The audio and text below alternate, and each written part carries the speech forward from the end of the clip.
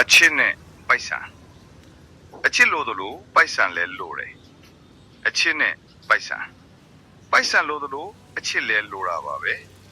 ပိုက်ဆံနဲ့အချစ်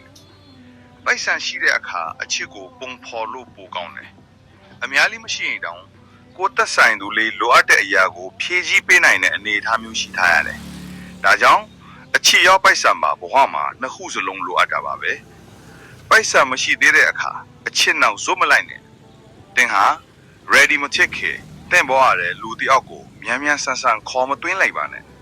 တင်ရောသူများဘဝရဲဇိုးဝင်မသွားပါနဲ့မင်္ဂလာပါဒါက view of the thing page ပါ